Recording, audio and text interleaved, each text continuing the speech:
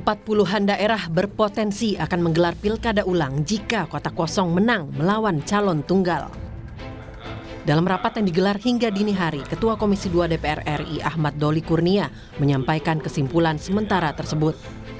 Jika kota kosong menang, maka pemilihan gubernur dan wakil gubernur, bupati dan wakil bupati, serta wali kota dan wakil wali kota diselenggarakan kembali pada tahun berikutnya, yakni 2025. DPR juga mengkaji berbagai konsekuensi dari Pilkada 2024 melawan kota kosong.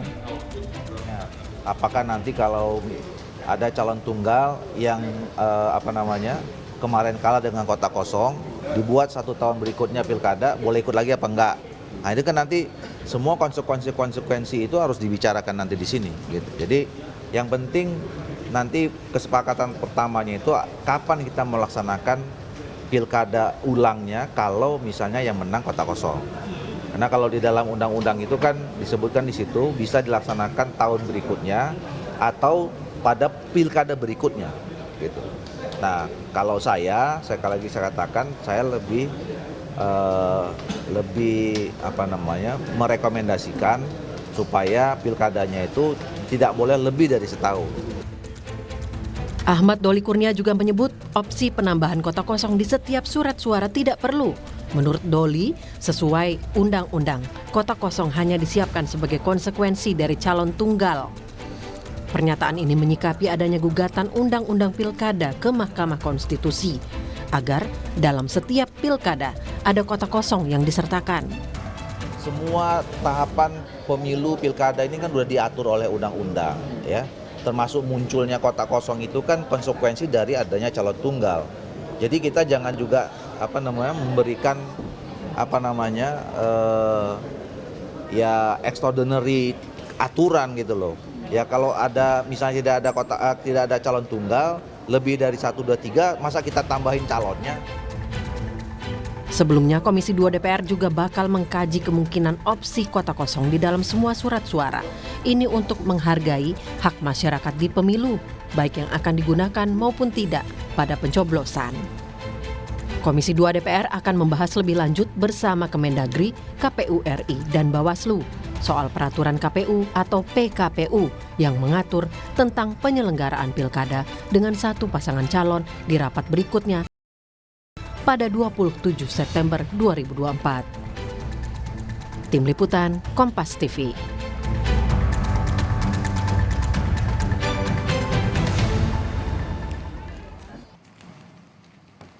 Saudara, DPR dan KPU sepakat jika kota kosong menang dalam Pilkada 2024, maka daerah itu akan kembali menggelar Pilkada ulang pada 1 tahun berikutnya atau 2025. Lalu bagaimana nanti pelaksanaannya? Akankah wajib ada paslon minimal dan akankah efektif untuk daerah dengan kemenangan kota kosong? Kami akan bahas bersama sejumlah narasumber. Namun yang sudah hadir dulu di studio, kita sapa pakar sekaligus dosen pemilu di Universitas Indonesia, Mbak Titi Anggraini. Selamat pagi. Pagi, Titi, Mas Radi. Sehat ya? Alhamdulillah sehat. Oke. Tapi sebelumnya selamat ulang tahun dulu. Oh, terima kasih ya. Tadi malam juga kita betul. sudah merayakan ulang tahun Kompas yang ke-13. Terima kasih sebelumnya Mbak Titi. Topik kita pagi hari ini masih bahas soal pilkada yang diisi banyak oleh calon tunggal. 41 ya? 41. Finalnya 41 daerah, 1 provinsi dan 40 kabupaten kota. Nanti juga kita akan bahas dengan narasumber lain yang akan bergabung melalui sambungan virtual. Tapi kita akan bahas dulu dengan Mbak Titi. Mbak Titi, kalau ada 41 yang ya kita nggak mau semua sebenarnya benar-benar menang kota kosong supaya ada dinamikanya begitu kira-kira. Tapi kalau ini terjadi di 41 daerah itu, apa yang terjadi selanjutnya? Maksud saya 1 tahun berikutnya akan pilkada ulang dan apakah itu akan mengganggu proses pemerintahan di berbagai daerah itu? Ya, tadi saya sempat mendengar dari pernyataan Pak Idam, sejumlah daerah itu sedang ada proses sengketa di Bawaslu terkait dengan pendaftaran calon baru di masa perpanjangan. Kan sempat ada beberapa yang menimbulkan perselisihan karena dianggap tidak ada tidak sesuai prosedur, yang silonnya tidak bisa diakses atau pendaftarannya ditolak. Mudah-mudahan ini proses di Bawaslu bisa mengurangi jumlah daerah yang calon tunggal. Kalau sekarang kan 41 ya. 41 itu 1 provinsi, 35 kabupaten dan 5 kota. Nah, bagaimana kemudian kalau di daerah calon tunggal, lalu calon tunggalnya kalah? Kita punya satu kali pengalaman di Kota Makassar. Kalau Kota Makassar itu kan diulang, dia Pilkada 2018, diulang kembali di 2020 karena pada waktu itu Pilkada serentak terdekat di 2020. Nah kalau sekarang itu 1 tahun berikutnya, itu aturan di pasal 54D ayat 3 Undang-Undang 10 2016. Yang diulang itu bukan hanya hari pemungutan suaranya, tapi ini pemilihan yang diulang. Kalau pemilihan yang diulang berarti keseluruhan tahapan diulang. Ada kampanye dan segala macamnya ya? Dimulai dari pemutahiran data pemilih, karena hari pemungutan suaranya bergeser. Artinya ada pergeseran jumlah pemilih, pendaftaran calon, lalu juga kampanye, pemungutan suara, sampai kemudian rekap dan penetapan hasil. Nah, artinya kan di daerah itu kosong kepemimpinannya. Betul. Secara serta-merta akan diangkat penjabat. Kalau gubernur dia penjabat yang pada tingkat JPT Madya, lalu kalau kemudian kabupaten kota, bupati wali kota JPT Pratama. Kalau gubernur oleh presiden, kalau kalau bupati wali kota penjabatnya oleh Menteri Dalam Negeri. Jadi tidak ada kekosongan, hanya saja memang bukan kepemimpinan yang definitif. Memang tidak ada kekosongan, tapi ini diisi oleh PJ. Tapi yang menarik adalah ketika pemerintahan baru ini yang nanti akan dilantik 20 Oktober itu menunjuk PJ-PJ ini. Nah, kalau di era Presiden Jokowi kan kita tahu ya, PJ-PJ itu banyak sekali ditunjuk yang tidak mesti harus dari daerah itu gitu ya. Ada yang misalnya pejabat di Polri, ada yang dari TNI dan segala macamnya.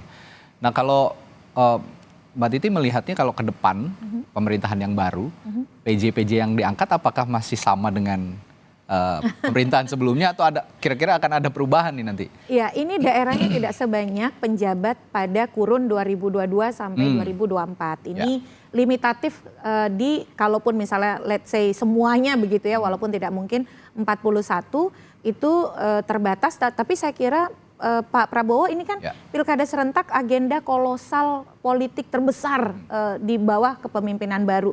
Pengangkatan PJ akan dikedepankan bagi daerah yang bisa mengakselerasi program-program dengan pemerintahan baru. Jadi orientasinya lebih kepada bagaimana ini kan dia akan memimpin di awal juga kepemimpinan presiden baru kita. Jadi orientasinya lebih pada menjaga koherensi antara program di pemerintahan nasional dengan daerah. Jadi saya kira tidak akan politis ya. Akan politis ya. Kemarin itu luar biasa karena setengah lebih dari daerah dipimpin oleh PJ dan banyak kontroversinya harus diakui. Karena menghadapi pemilu juga pada saat itu jadi banyak publik juga menganggap bahwa wah ini penunjukan PJ ini banyak yang politis. Tapi kan sekarang pemerintahan baru tidak ada tendensi apapun lah ya kira-kira. Seharusnya. Jadi tatanan pemerintahan di daerah di 41 daerah ini juga sepertinya akan bisa ditangani dengan baik. Saya akan berangkat ke masalah berikutnya, masalah cost Mbak Titi. Kalau memang ada pilkada ulang tentu ada cost karena tahapannya semua diulang seperti yang Mbak Titi tadi bicarakan. Apakah kesanggupan postur anggaran untuk pemilu kita sudah siap sebenarnya sejauh ini? Iya. Tidak ada pilkada ulang kalau calon tunggal yang menang pun daerah harus bersiap kalau ada perintah pemungutan suara ulang dari Mahkamah Konstitusi. Jadi ini bukan sesuatu yang kita betul-betul baru ya. Contohnya saja di 2020 Mas Radi, itu Yalimo sampai 2 kali pemungutan suara ulang. Lalu juga ada Nabire yang bahkan harus diulang dengan pemutahiran data pemilih. Jadi pengalaman-pengalaman ini memang harus diantisipasi. Apalagi ini soal hak konstitusional warga negara yang difasilitasi oleh undang-undang dan mestinya juga sudah diantisipasi oleh penyelenggara pemilu kita. Jadi tanggung jawabnya bukan hanya oleh daerah tapi negara. Karena di undang-undang kita, di undang-undang pilkada, pembiayaan pilkada itu juga dapat ditopang oleh APBN. Jadi kalau ada problem hambatan pembiayaan di daerah, negara harus hadir. Dan di situ dimungkinkan menurut undang-undang pilkada kita. Ini sudah ada empunya bergabung di Sapa Indonesia Pagi melalui sambungan virtual. Ada Komisioner Komisi Pemilihan Umum, Mas Idam Holik. Selamat pagi, Mas Idam. Selamat pagi, Mas Idam.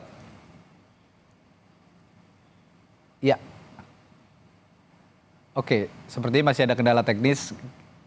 Iya, sepertinya masih ada kendala teknis. Nanti kita akan coba hubungi kembali Mas Idam. Nanti juga akan menjelaskan. Tadi malam rapat ya, Mbak Titi ya, maraton sepertinya ini KPU juga. Termasuk soal cost yang akan dikeluarkan atau anggaran yang akan dikeluarkan untuk menyelenggarakan pilkada serentak di 41 kabupaten kota dan juga provinsi yang memiliki calon tunggal. Dan itu punya potensi untuk diulang jika kota kosong yang menang di tahun 2025. Berarti artinya tadi kita bahas soal kos ini aman-aman saja ya, Mbak? Seharusnya aman-aman aja ya. Karena memang ada alokasi untuk itu. Nah, kalau dengan demikian pengelolaan anggaran ini supaya baik begitu. Kadang kan kita juga nggak tahu ya kalau hari ini dikritik juga nih soal anggaran ini bukan hanya penyelenggaraan tahapannya begitu, tapi ada bumbu-bumbu di sampingnya. Apa yang harus diperhatikan soal anggaran ini? Ya, pertama tentu saja prinsip dalam penyelenggaraan pemilu itu salah satunya adalah efektif, efisien. Ya. Jadi bukan berarti kita kemudian membatasi kerja-kerja profesional dan maksimal dari KPU. Tetapi jangan berlebihan begitu ya. Nah, memang ada kerentanan dalam penyusunan anggaran daerah, terutama karena anggaran di pilkada itu bersumber dari APBD. Terutama ketika yang memimpin itu masih petahana.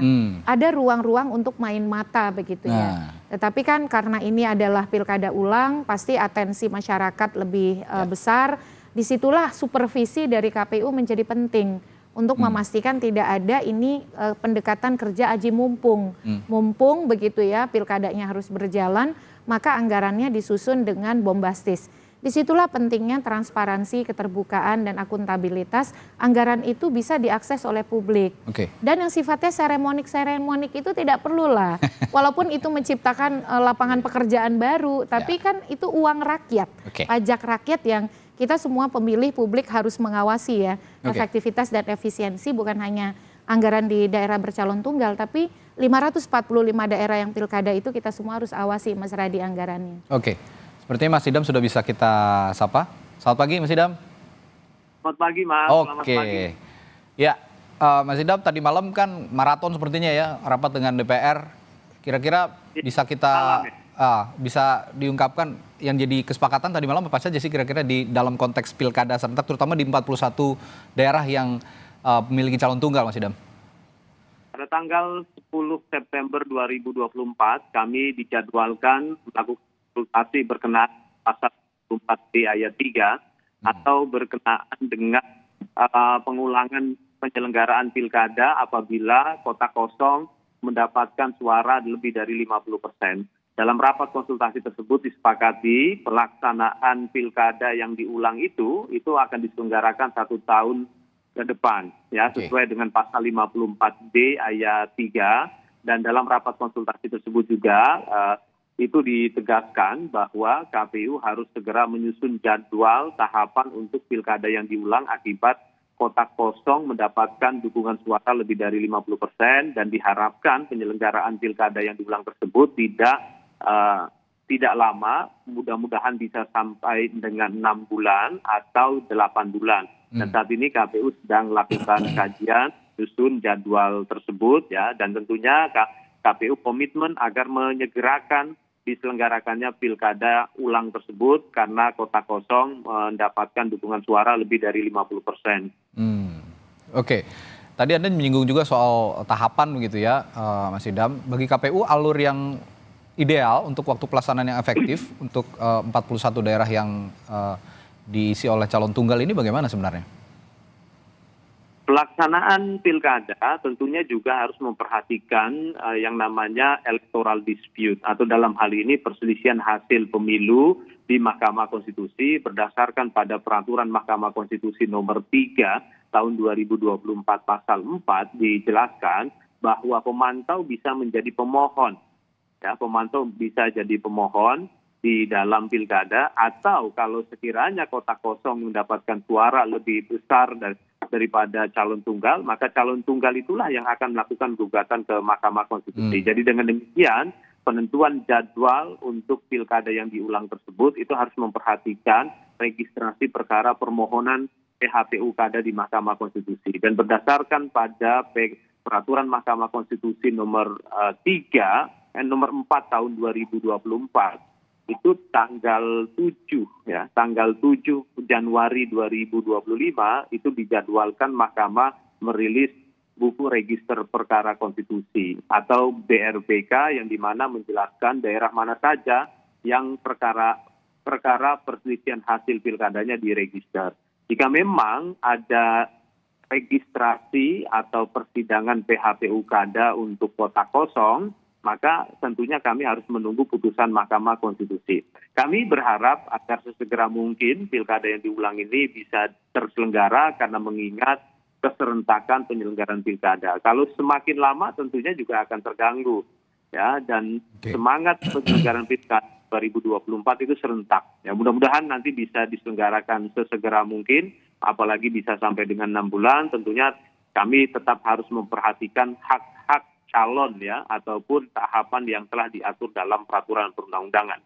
Oke, tadi kita juga bahas soal cost, soal anggaran, Mas Idam. Kalau tadi malam juga sepertinya saya menyimak banyak sekali kritik yang mengalir dari DPR soal pengaturan anggaran, terutama untuk menghadapi pilkada serentak ini.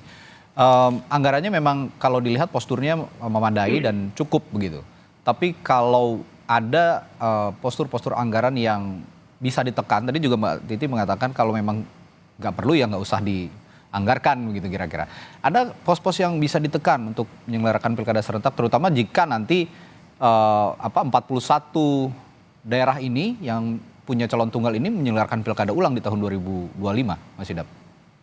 Kami sependapat apa yang disampaikan oleh Mbak Titi tadi tentang prinsip efektif, efisien, dan transparan, ya, atau terbuka, karena terbuka merupakan salah satu prinsip dari penyelenggaraan pilkada. Ya, tentunya nanti dalam menyusun anggaran untuk pilkada yang diulang akan dampak dari kota kosong yang mendapatkan suara lebih dari 50%. Ini kami tetap mengacu pada prinsip-prinsip yang tadi dikemukakan tersebut, efektif, efisien, dan terbuka. Karena ini juga merupakan satu komitmen kami untuk mewujudkan pilkada sesuai dengan prinsip peraturan perundang-undangan.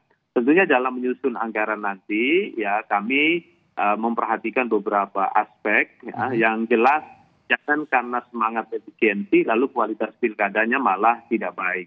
Artinya harus balance antara efektif dan efisien. Itu merupakan dua sisi yang tidak bisa dipisahkan, dan nanti KPU akan mengadakan rapat koordinasi dengan KPU di daerah karena memang yang menyusun anggaran tersebut itu adalah KPU daerah. Tadi Mbak Titi mengemukakan tentang pembiayaan pilkada ini tidak hanya dibiayai oleh APBD tapi juga APBN. Itu benar sekali, hal tersebut diatur dalam pasal 166 ayat 1 Undang-Undang Nomor 10 tahun 2016. Dan tentunya nanti mengenai pembiayaan itu akan dilakukan koordinasi terlebih dahulu dengan pemerintah daerah. Kami yakini bahwa pemerintah daerah memiliki kemampuan untuk melakukan pembiayaan pilkada yang diulang tersebut. Oke, tadi kita sudah bicara aturan, bicara juga soal cost, soal anggaran. Sekarang saya akan bahas ke subtopik berikutnya soal keamanan untuk menyelenggarakan pilkada, terutama di daerah-daerah yang memiliki calon tunggal. Apakah dari 41 daerah ini ada pemetaan juga dari KPU, daerah-daerah mana saja yang resistensinya cukup tinggi untuk terjadi, misalnya tidak mendukung calon yang diusung, dan juga tidak ada pilihan lain karena harus memilih kota kosong. Mereka jadi bingung sehingga ada resistensi khusus nih dari pemilih. Nanti kita akan bahas di Sapa Indonesia Pagi setelah jeda.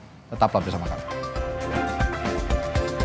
Kita sudah bahas pilkada serentak yang memiliki calon tunggal, soal dari sisi aturan tadi dan juga anggaran, serta bagaimana jika jalannya pemerintahan diisi oleh penjabat karena kota kosong yang menang sehingga tidak ada pemenang pilkada di daerah-daerah yang memiliki calon tunggal.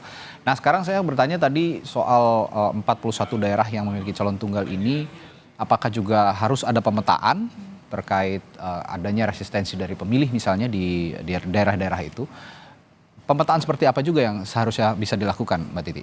Ya, kalau belajar dari pengalaman-pengalaman sebelumnya, ya, ini pilkada bercalon tunggal bisa dikatakan sudah menjadi pengalaman kita yang kelima. 2015, 2017, 2018, 2020, dan sekarang 2024 dengan jumlah 41. Mudah-mudahan ini berkurang ya, karena ada penambahan di sejumlah daerah yang sedang bersengketa.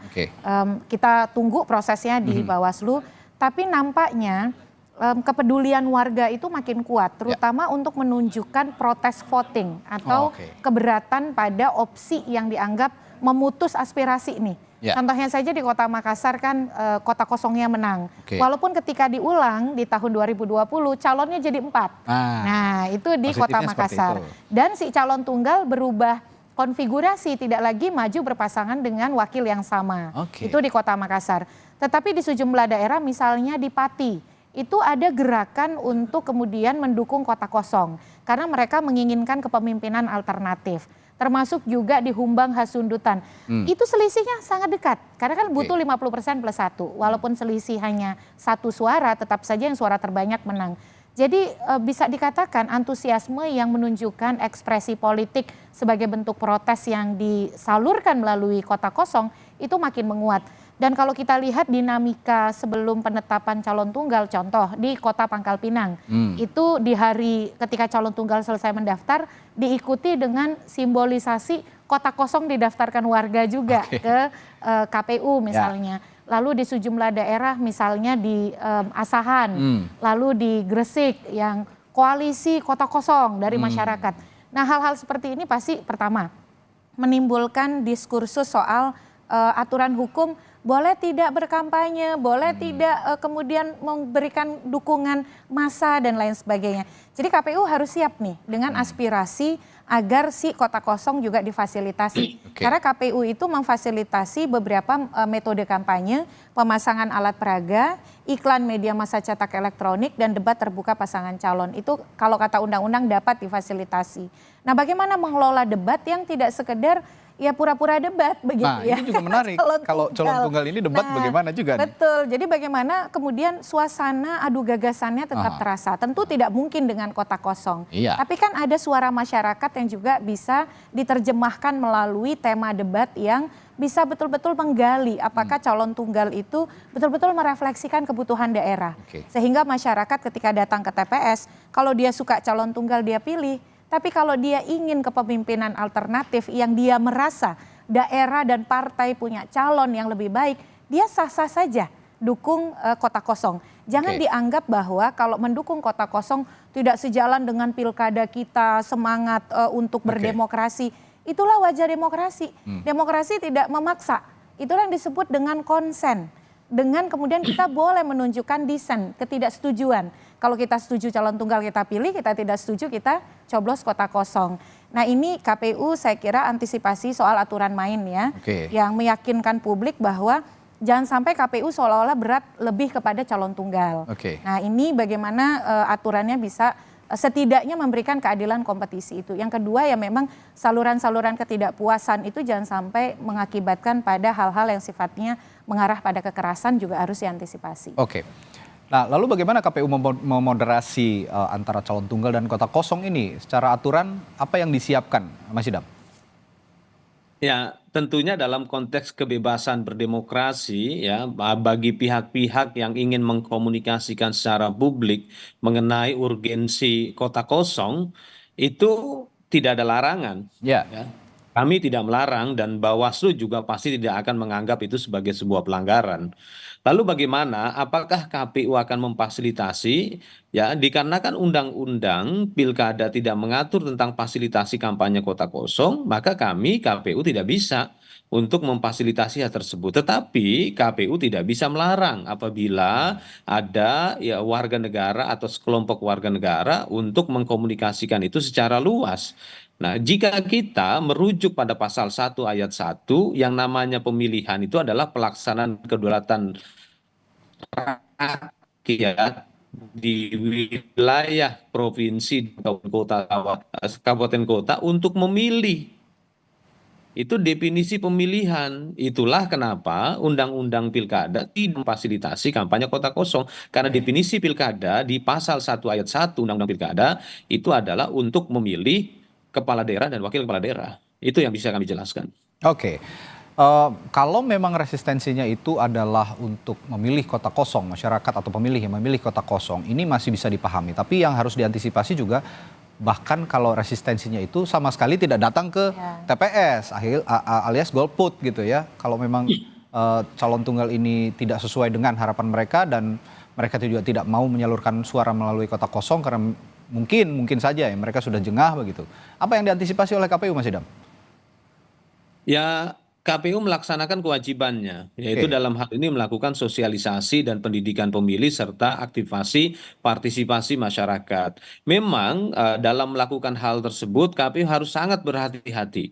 Mengapa? Karena ini kan calonnya hanya satu, ya. Hmm. Jadi KPU dalam konteks ini hanya bisa memberikan penjelasan tentang bagaimana norma-norma di dalam pilkada, apa sih esensi adanya pilkada, tetapi KPU tidak mengarahkan pada mendukung kota kosong Ya, ataupun ya. mendukung pasangan calon tertentu. Jadi di sini titik tekannya pada urgensi pilkada dan kesadaran individual warga negara.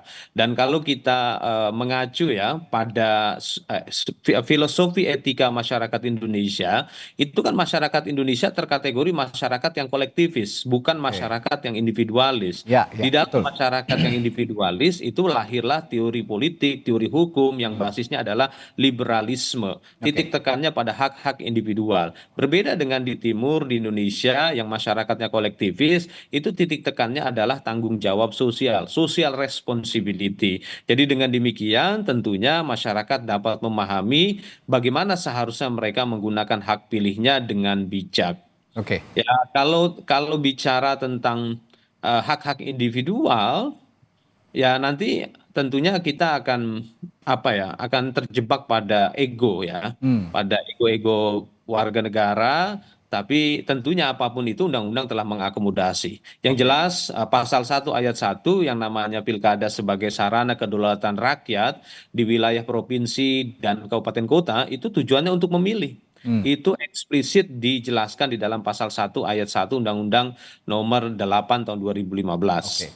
Artinya yang disebut oleh Mas Idam kolektivis itu tipikal masyarakat Indonesia, sasaran sosialisasinya sepertinya akan dialamatkan kepada kaum ekstrovert ya. Ya, karena orang Indonesia memang tipikalnya mayoritas ekstrovert, yang introvertnya dikit, makanya kolektif, ikut-ikutan gitu kan ya.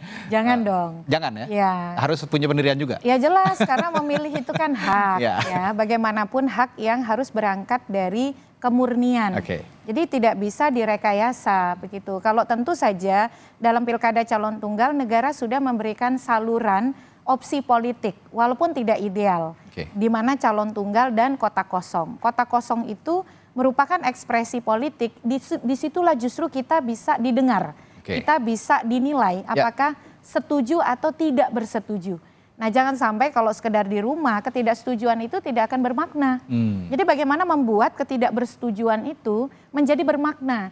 Kalau di pilkada calon tunggal ya datang ke TPS, coblos dengan si kota kosong kalau tidak setuju si calon tunggal. Konsepnya itu. Oke.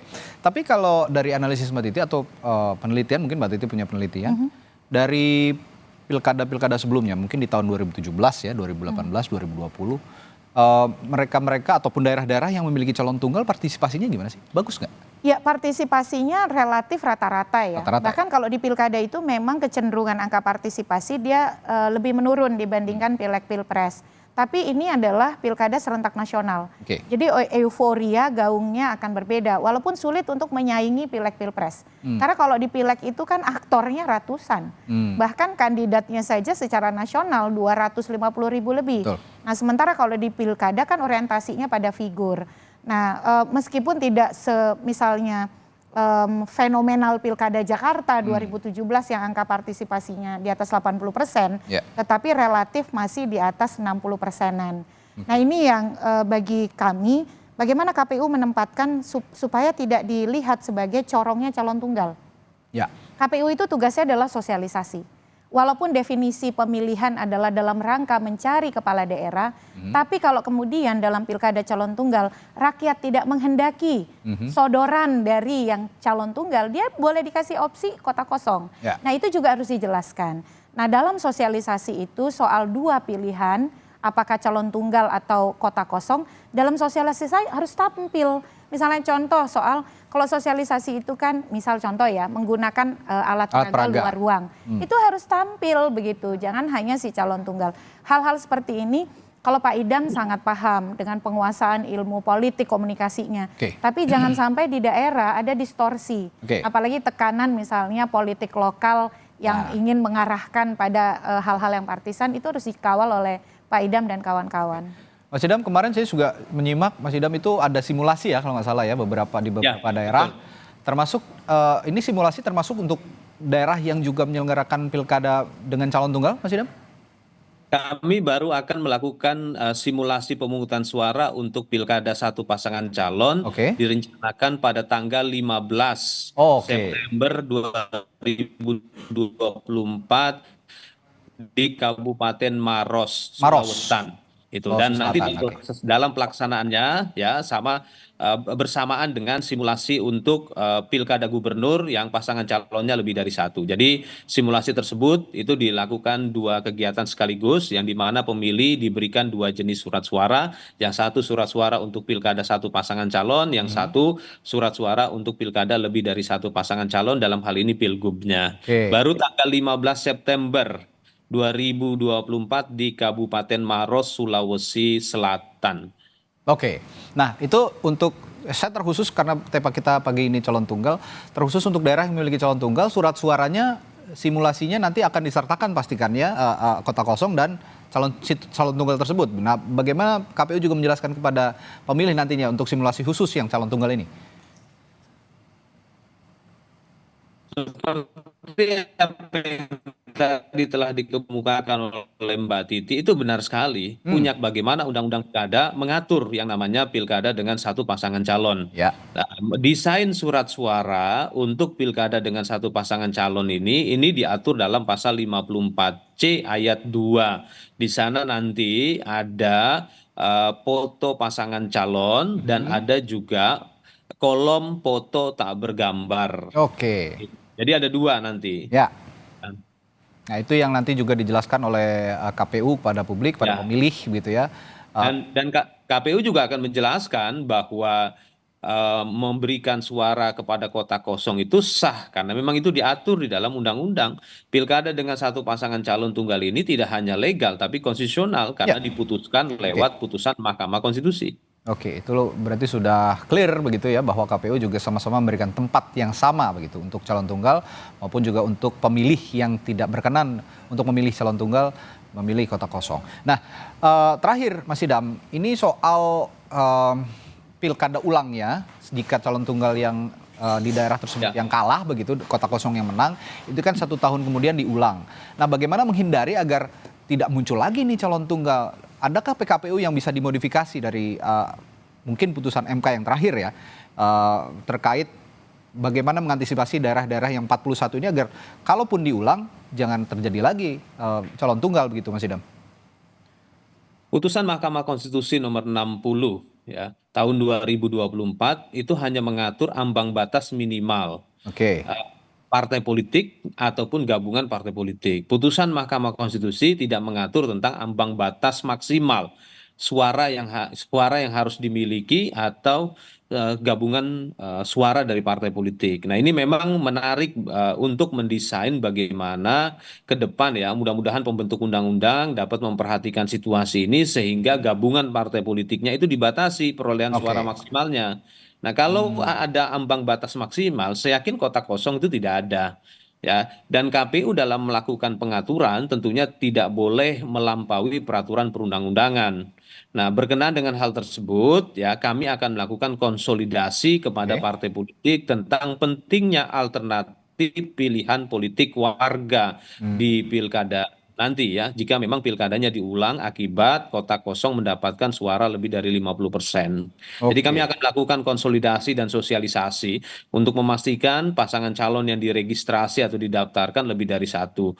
Karena kalau tetap satu dan kebetulan masyarakat masih memiliki pandangan mayoritas yang sama dengan yang sebelumnya, maka potensinya bisa saja diulang lagi. Dan kita ketahui ada peristiwa bagaimana pemungutan suara ulang dalam satu wilayah kabupaten, itu di Yalimo ya tahun 2020, pelaksanaan pilkadanya itu 2 tahun 4 bulan ya, jadi pilkadanya terus diulang karena memang melaksanakan putusan Mahkamah Konstitusi. Oke, nah ini yang harus dihindari dan juga tadi sepertinya balik ke pembuat undang-undang Mbak Titi ya, soal ambang batas terutama, bagaimana soal ini? Kalau saya optimis ya, kalau ada calon tunggal yang kalah dan pilkada diulang karena kota kosong menang, itu pasti jadi pembelajaran yang sangat luar biasa bagi partai. Terdekat begini Mas Radi, ada 8 daerah yang ditolak pendaftarannya oleh KPU daerah di masa perpanjangan. Nah itu kalau itu saja diakomodir, karena kan dia mengubah konfigurasi koalisi ya, tapi dia tidak diterima karena tidak dapat persetujuan dari koalisi yang lama. Kalau yang berproses di Bawaslu ini kemudian melahirkan calon baru, setidaknya berkurang tuh calon tunggalnya. Ya. Tapi saya optimis kalaupun calon kota kosong menang diulang, itu konfigurasi putusan MK yang syarat 6,5 sampai 10% itu pasti akan direspon dengan lebih baik oleh partai politik, harapannya berkaca dari Makassar kan, dari 1 jadi 4 paslon. Mudah-mudahan partai berbenah karena artinya masyarakat melakukan koreksi, masyarakat tidak menghendaki calon tunggal, berikanlah kader terbaik. Dan termasuk DPP nih, DPP jangan memaksakan calon-calon yang tidak dikehendaki oleh orang daerah. Ya. Jadi bagaimana suara daerah dan suara DPP itu sinergi dalam konteks desentralisasi politik yang kita anut hari ini. Itu yang kita harus kawal bersama. Tadi juga Mas Idam mengatakan akan melakukan konsolidasi juga dengan partai politik untuk membahas pilkada-pilkada serentak yang memiliki calon tunggal ini lebih lanjut. Kondisi saat ini calon tunggal di 41 daerah tidak ada yang salah. Pun juga demikian sebaliknya. Kondisi di mana kota kosong yang dilawan oleh calon tunggal juga tidak ada yang salah posisinya. Tapi 1 tahun kemudian jika 41 daerah ini memunculkan pilkada ulang begitu di tahun 2025, tentu saja harapannya seperti yang Mbak Titi tadi ungkapkan, partai politik berbenah, kita semua belajar bahwa demokrasi itu adalah makna kompetisi yang sehat. Kompetisi yang sehat adalah memilih calon-calon pemimpinnya yang bisa menjadi referensi bagi para pemilih, mana yang terbaik di antara yang terbaik. Kira-kira seperti itu. Baik, terima kasih Mbak Titi Anggraini, peneliti sekaligus juga dosen di Universitas Indonesia, dosen hukum pemilu, dan juga komisioner KPU, Mas Idam Holik telah berbagi informasi dan perspektifnya pagi hari ini. Terima kasih Mas Idam, Mbak Titi, sehat selalu, sampai jumpa lagi. Saudara, setelah jeda di Sapa Indonesia Pagi, kami punya informasi yang satu ini. Hari ini